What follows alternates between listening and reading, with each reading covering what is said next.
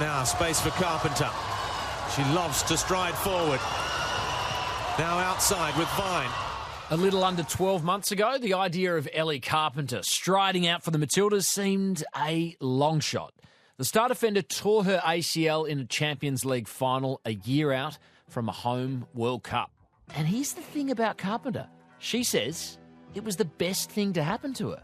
In the last fortnight, the defender made her return for the Matildas, including a historic win over Euro champs England. She says that win has the Tillies full of belief as they head to a home World Cup.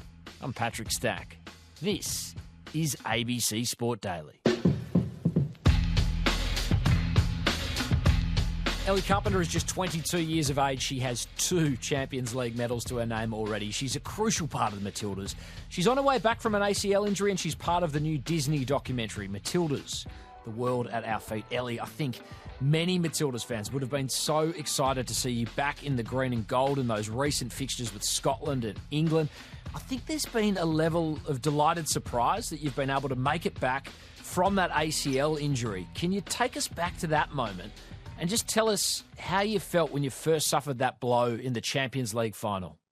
Yeah, I think it was not a great moment of mine. She's hurt herself there, Carpenter. She just seemed to buckle as she started to run to try and get that ball, and whether she slipped on the turf, but something's happened seriously, I think, to her knee. But if there was a time to do a major injury, that was the time to do it. I was obviously very disappointed, but I knew I had enough time to hopefully make it back and get myself in form for the World Cup and playing games leading into the World Cup as well. So I'm very happy that I could play some games in the last FIFA window with the Matildas, and it was such a nice feeling to be back on the pitch with them.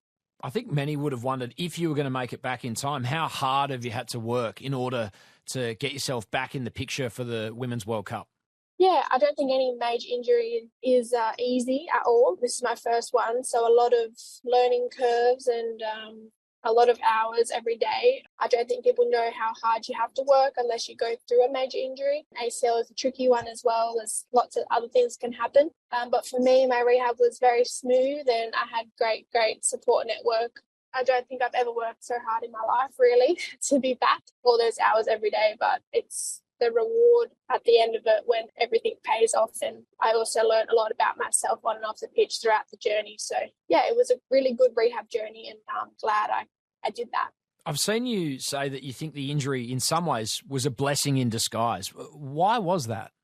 A blessing in disguise for me. I think it was honestly the best thing that could have happened to me. I was pretty much on the verge of a breakdown before my injury, just from a lot of minutes at club and country, and I hadn't had a proper off-season for 6 years. I hadn't had longer than 2 weeks off since I started playing professionally when I was 16. So my body was just crying out for a break. Then I was just about to have a 6-week off-season. Champions League final was my last game. And yeah, just couldn't hold on my body for that last 90 minutes. But I think it was my body telling me I need a refresh, take a step back and just build myself up to be better, bigger and stronger for this year coming. We know that you grew up in Cowra, rural New South Wales heartland. And as you say, you basically left home 15, 16 to pursue this whole pro football caper. I wondered whether this injury in some ways allowed you some time to grow into yourself as a person, because that's a crucial, big part of your life, to be essentially a professional athlete before you've even sort of grown into yourself.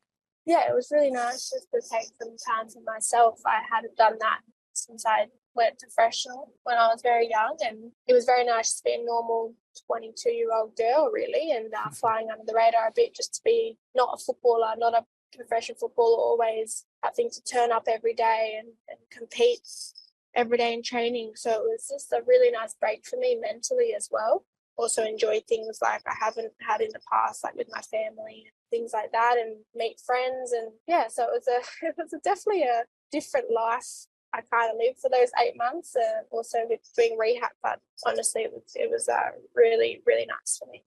In some ways, did it sharpen your motivation to get back as well, to see the way your life would be if you were not playing elite level football and playing for Australia? Yeah, for sure. Obviously, being a professional footballer, it's very hard. There's so many things that, you have to overcome and sacrifices. And on the other hand, there are so many positives and things. And I love my job and I love being a footballer. Obviously, when I was injured, towards the end of my rehab, I couldn't wait to be back on the pitch and doing what I love. But sometimes you just need that break, and it came at a great time. But I'm very happy that I'm back on the pitch doing what I love. But Ellie Carpenter is back. And what a moment this is for her. She was injured in the Champions League final. I wouldn't want to be doing anything else. It's not just your dream, it's the dream of thousands of Australian football fans to see the Matildas absolutely dominating at this Women's World Cup. Given what's happened for you in the last 12 months, do you feel like you're ready for it and hungry for the pressure? I know you've spoken in the past about how you really embrace pressure. Do you feel like all this work you've done over the last 6-7 years that you're ready for your moment? Yeah, I think so. I think a lot of people talk it up and are we going to win? But for me and the team, we just focus on ourselves. And for me individually, I don't really think of it as such a big tournament. I just think of one game at a time. And I know that I'm ready to perform. I'll prepare myself and my body mentally and physically to be in hopefully top shape come that first game. I'm feeling really good with where I am, and hopefully come June, I'm even better. It was awesome to see you out there against England. What a momentous victory for the Tillies as you edge towards that World Cup. I feel like the excitement and the expectation here in Australia really went up a notch last week after that huge victory. Can you just tell us what the excitement was like internally with the group? We may not be the best team in the world all around, but I think what we do on the field, what we do for each other, everyone gives 100% when they're on that field wearing that Australian jersey. And there's something about our fight. That's why I love playing in this team, because everyone works for each other and we know what to do to win against the world's best. And that was just a prime example. But not any more than that. It is a fantastic victory. An historic victory for Australia in the early hours of Wednesday morning back home. Australia have defeated England by 2-0. England, for me, are number one in the world at the moment in form, and for us to beat them on home soil, I think we know we can do that now in our heads, and I think that's massive for our confidence leading to the World Cup. Yeah, it's interesting you mentioned that. Do you feel like it's changed the level of belief in this group for what you can do at the World Cup to knock over a team that you view as the best on the planet? I think for us, we do have confidence, we do have belief. I know that every single person has belief in the team, otherwise they wouldn't be there. But I think just doing it just puts that cherry on top and, makes us realise that everything that we've worked towards, and if we follow the game plan, then we can beat the best of the best. So I think it's just a realisation of what we do works. As Kerr peels off to the right, finding space, Vines in the middle, back post arriving, Grant deflected, and Charlie Grant has her first ever Matildas goal. Hopefully we can get that right come the World Cup. You talk about it sparking a realisation within the group. I wonder what the rest of the world realised after seeing that. Did you get a sense, even from the English girls, as to them understanding that, hey, these guys are a serious threat? Yeah, I think most people think of us as a bit of an underdog. I know a lot of my teammates at Lyon were very shocked that we won. They kind of laughed a little bit. We just don't really listen to that, and we just continue what we're doing. But we know that everyone kind of thinks of us as underdogs, but also when we're at home, on home soil, everyone knows that that's an extra lift.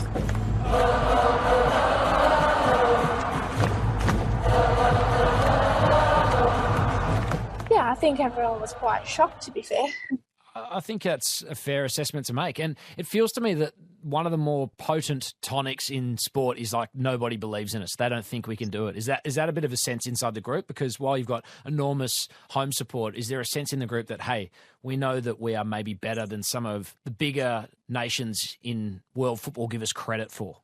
Yeah, I think we have a goal and we have belief inside the group, and we have a circle within the team. We like to call it a family kind, and we know what we believe, we know what we can achieve, and that kind of stays inside the group and doesn't come out. So we're all on the same path and we always strive for that.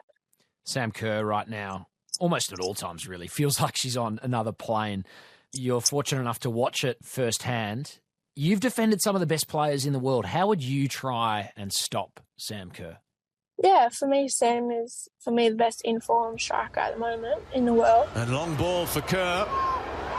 As it bounces off the surface, Kerr nips in. The mistake by Williamson. And Sam Kerr. Very happy that she is on our team. I haven't really had to defend her much. And, that's good for me. She's one of the sort of senior members of the team. You know, Tony Gustafsson obviously has been crucial in terms of managing the team. I'm interested in your perspective. I mean, we've seen the team change and grow under Tony. How do you think he has changed or grown in his time in charge? I think one of the things that he really wanted to do was create depth in the squad. And I think he's done that very successfully.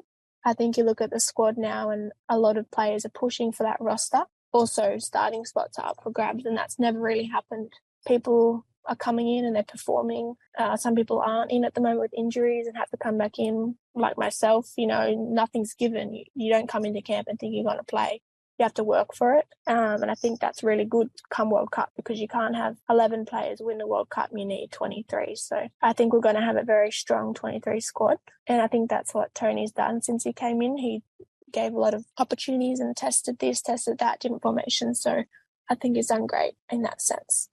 It was really interesting to see him build that depth that you're talking about, but almost change gears for him to say, look, the time for experimentation is over. Now we're going to try and refine what we've got. And almost since he made those comments, you guys have been on this tremendous winning run. As someone who was kind of on the edge of the squad because of your injury, but you've come back in, could you sense a difference in the way the squad had built in your time away? I guess just that, like I said before, I think a lot of young players have come up and really shown themselves and matured on the pitch and off the pitch, and that's a credit to themselves for working hard. I think it's really good because everyone keeps pushing each other, and that's what we need, because we need people fighting for starting spots and for squad spots. Ellie, you've won 2 Champions League medals, so you've tasted success at the highest club level. What will satisfy you from the Women's World Cup? What result will satisfy you? I have been fortunate enough to win 2 Champions League medals, and for me that's top of the top with club. If we were to win a World Cup, that would be amazing, dream come true. Just finally, there's hordes of Matildas fans getting more and more excited every day. What's your message to them as we edge closer to this Women's World Cup? Get your tickets. I know that's really hard to get tickets at the moment, but we can't wait to see you guys in the stand supporting us, and all we want to see when we're playing is a sea of green and gold. We can't wait to be supported by you guys. Ellie Carpenter, thanks so much for your time. We really appreciate it. Thank you. Appreciate it. Headlines. And staying with football, we are looking at a Milan derby in the Champions League semi-finals after Inter got past Benfica 5-3 on aggregate. AC Milan and Inter Milan at the San Siro for a place in the Champions League final. Juicy. The other semi-final will see Manchester City taking on Real Madrid after the English club drew 1-1 with Bayern Munich, winning 4-1 on aggregate across that tie. Gee, that's a mouthful. First, Joseph Suaalii. Could Payne Haas be next? Rugby Australia boss Hamish McLennan has told News Corp he'd love to see the Broncos prop in Wallabies gold, though the code has yet to formally approach the Brisbane player. He has some pedigree in rugby. The 23-year-old previously played in the Wallabies junior development program before moving to league. Haas is off contract at the end of next season. That means he could be snapped up from November 1st this year. One thing is certain, it won't be just Aussie rugby circling. And Sam Short is lighting up the national swimming trials. The 19-year-old won the men's 800 freestyle after already securing the 400 and 1500 at the Gold Coast meet. One to watch ahead of the Paris Olympics. I'm Patrick Stack. This is ABC Sport Daily, produced by Poppy Penny. Thanks to Paramount Plus, DAZN and ATA for the extra audio used in this episode. Hit subscribe for more, or try out the ABC Listen app for thousands of other podcasts, all ad-free.